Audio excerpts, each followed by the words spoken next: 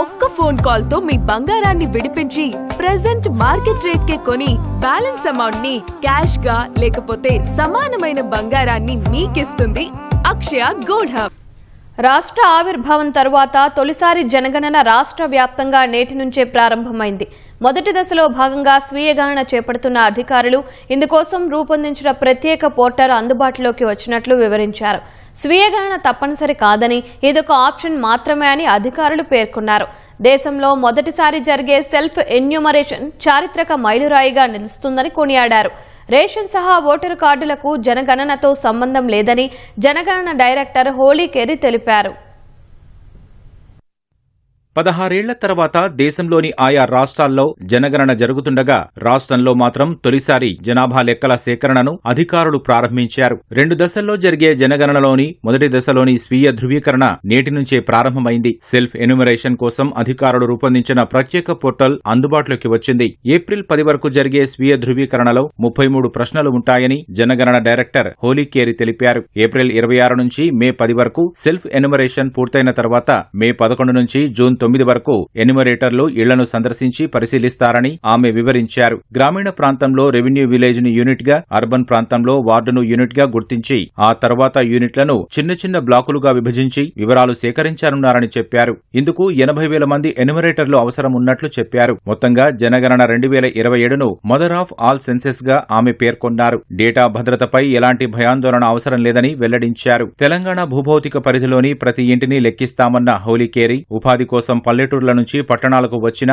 పట్టణాల్లోనే నమోదు చేసుకోవచ్చని తెలిపారు. అందుకు తానే ఒక ఉదాహరణగా భారతి హోళీకేరి పేర్కొన్నారు. తాను ఇతర రాష్ట్రానికి చెందిన తెలంగాణలోనే తన వివరాలు నమోదు చేసుకోనున్నట్లు స్పష్టం చేశారు. సో ఇది ఒక చారిత్రక మైలురాయి అని చెప్పొచ్చు. ఎందుకంటే ఇది ప్రథమ భారీగా జరుగుతుంది మన రాష్ట్రంలో.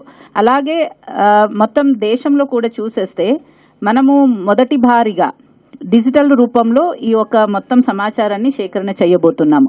ఇంకా ఒక ముఖ్యమైన ఒక ఫీచర్ ఏదంటే సెల్ఫ్ ఎన్యూమరేషన్. ప్రజలకి ఒక అవకాశం ఇది. నేరుగా ఈ ఒక జనాభా గణన ప్రక్రియలో పాల్గొనడానికి ప్రజలకి ఒక మంచి అవకాశం ఇది. నేరుగా పాల్గొనవచ్చు. మీ ఇంటికి ఎన్యూమరేటర్ రాకముందే అడ్వాన్స్ గా మీరు దాంట్లో ఫిల్ చేసేసి సబ్మిట్ చేయొచ్చు. దానికోసం ఒక ప్రత్యేకమైన పోర్టల్ కూడా రూపొందించడం జరిగింది. రెండో దశకి మనము ఇవన్నీ కూడా రెడీ చేసుకొని పెట్టుకుంటాము. ఒక ఫ్రేమ్ అంటాము, మాస్టర్ ఫ్రేమ్ లాగా. రెండో దశ వచ్చే సంవత్సరం 2027లో ఫిబ్రవరిలో జరగబోతుంది. అప్పుడు వ్యక్తిగత సమాచారం అన్ని కూడా మనము సేకరిస్తాము. దానికోసం ఇప్పుడు ముందు ఫ్రేమ్ ని రెడీ చేసుకొని పెట్టుకుంటాము. అదే మొదటి దశ. మొదటి దశ అంటే ఇండ్ల జాబితా మరియు ఇండ్ల గణన అని పిలుస్తాము. సో దీన్ని మనం రెడీ చేసుకొని పెట్టుకుంటాం. ఇప్పుడు ఇండియాలో ఎక్కడ ఉన్నా మన తెలంగాణలో ఎక్కడైనా సెల్ఫ్ ఎన్యూమరేషన్ చేసుకోవచ్చు. అలాగే ఇది ఆప్షనల్, ఇది మ్యాండేటరీ కాదు.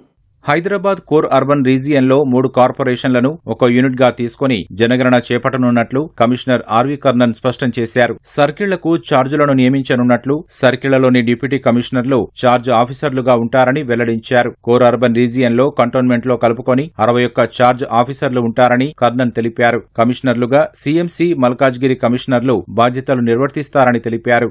మనకు ఇప్పుడు entire core urban reason, it includes DHMC, CMC, అదేవిధంగా మల్కాజిగిరి కార్పొరేషన్ కూడా ఒక్క యూనిట్ గా తీసుకొని మేము సెన్సస్ చేస్తున్నాం. దానికి ప్రిన్సిపల్ సెన్సస్ ఆఫీసర్ గా జిహెచ్ఎంసీ కమిషనర్ ఉంటారు. అడిషనల్ ప్రిన్సిపల్ సెన్సస్ ఆఫీసర్ గా సీఎంసీ కమిషనర్, అదేవిధంగా మల్కాజిగిరి కమిషనర్స్ ఉంటారు. వారి పరిధిలో వారన్ని ఈ వ్యవస్థని మానిటర్ చేయడం జరుగుతుంది.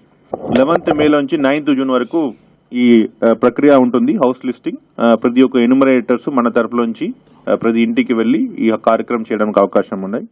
రాష్ట్రంలో జరిగే మొట్టమొదటి జనగణనను పూర్తి పారదర్శకతతో చేపట్టనున్నట్లు అధికారులు తెలిపారు. ఇందుకు ప్రజల సహకారం ఎంతో అవసరమని పేర్కొన్నారు.